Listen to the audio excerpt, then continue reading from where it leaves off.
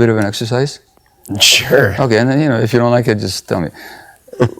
When was the last? This is something I do in my groups or when I speak or so on, when I teach. So I ask people to tell me some recent episode when they're upset with somebody with their lives.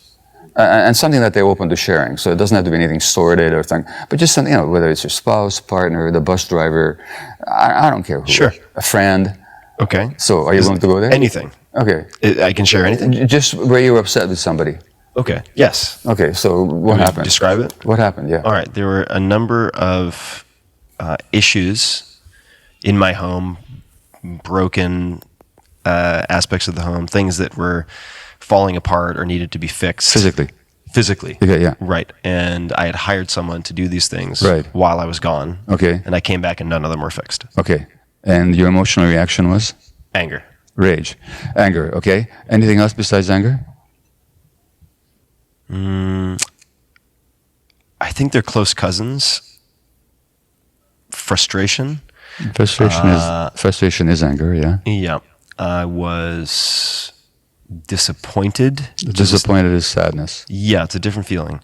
So I was disappointed in myself also because I started to look at how maybe... Well, disappointed is not so much an emotion as a state of mind. I'm asking what the emotions were. What's inside disappointment? Something didn't happen, I want it to happen. How do I feel? Isn't there sadness there? Sure. Yeah, there's sadness. I'm not talking into it, I'm just asking. Well, I suppose I might be confusing state of mind and states of mind and emotions. Since I'm not sure how to delineate. Yeah, so I'm looking at the raw emotion. Yeah, sadness. So there's anger and sadness. Those are the emotions. Let's go with that. Yeah. Okay. Mm-hmm. So I'm going to ask you a silly question. What were you sad and angry about? Well, I suppose the answer, which is not the right answer I'm expecting, was I was angry that someone had made commitments to me and not fulfilled those commitments. Okay, well, that's what happened. They had made the commitment and it fell, but that doesn't tell me what you were sad or angry about. What does that mean that they didn't fulfill their commitments?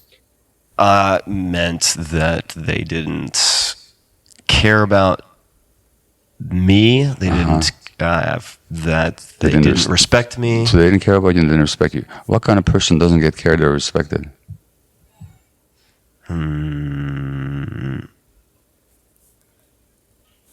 I might need a lifeline here. I don't know. Someone who doesn't deserve to be cared for or respected. Exactly. Somebody unworthy, right? Sure. Of respect and care. Mm-hmm. Okay? Now,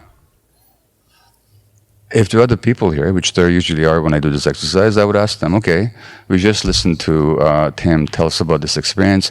Are there other reasons why this other person might not have done the work that has nothing to do with him or her not caring about him or not respecting him? So what other reasons might there be? 1,000,001. Name one. Yeah, he could be in the hospital. He could be in the hospital. What else? Partner carried one. Could have been in a car accident. Exactly. He had a flight delay and got caught on Puerto Rico during a hurricane. He's got ADHD. Yeah. He can't follow through. He's under stress and he couldn't. Right. Now. The email that I was supposed to send is sitting in drafts, and I thought I had sent it, but in fact, he never received it. I mean. Okay, and any number of possibilities. Yeah. Now, of all the possibilities that you've just outlined, including that they don't care about you or respect you, which is the worst one? The one I immediately defaulted to. Right. So the worst. If the guy's dead, then it's bad. But internally. Yeah, internally, the worst assumption is the one that I immediately made. Exactly. So let's notice something. I should say we, because we're all like this, we don't respond to what happens. Mm-hmm. We respond to our perception of what happens. Right. Okay? That's what the Buddha said. It's with our minds we create the world.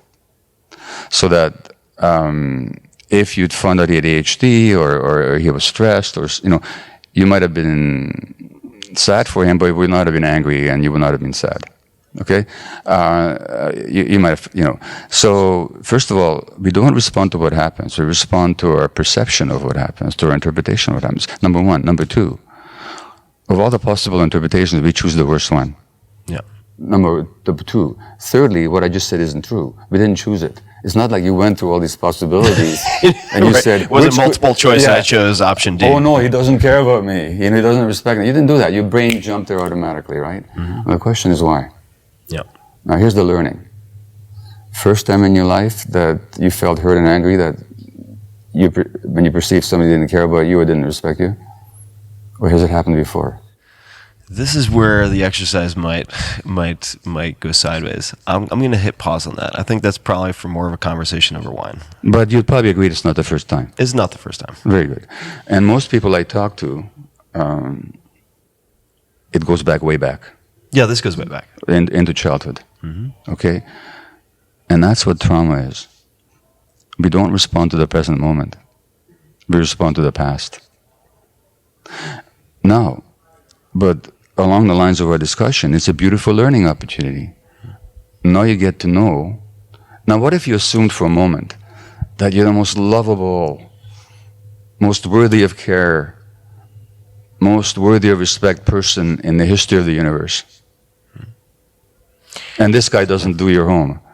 What's your response? Any number of the other options which does not trigger Yeah. an intense negative emotional state. Yeah. None So- of those other options would trigger that. So something in you, I would argue, still believes that you're not worthy of care and respect. And that's what gets triggered. So who's the one that doesn't care about you and who's the one that doesn't think you're worthy of respect? No, it'd be me. It would be you. Yeah. No, that's a learning. No, it is. And this Yeah. is exactly what you're talking about. You're saying how these difficult things, how these problems are always teaching opportunities. And that's the beauty of healing, is that when you reframe things and you actually see the source within ourselves, all of a sudden, that's liberating. Because guess what? If you're feeling that way because this guy did this or didn't do that, that makes you a victim. Yeah. But if you see that you're the source, Yeah. now you're powerful. Yeah, you're empowered. You're empowered. And Exactly. this is something that a friend of mine here in Austin, Robert Rodriguez, recently said to me in a very similar way. I mean, it was a completely different context. He was actually telling a story about someone else who was constantly blaming people for everything in the film world. And he said, if you are the victim and it's everyone else's fault, you're powerless. And he said, but keep in mind, every time you're pointing a finger at someone, and I'd never heard this, I know it now after the fact that there are other people who have said this, but he said, every time you're pointing a finger at someone, keep in mind that there are three fingers pointing back at you. Exactly. And I thought about that. I was like, wow. Yeah, that's great. just a good That's great. sentence to keep in mind. No, Yeah. this is a recording studio sometime?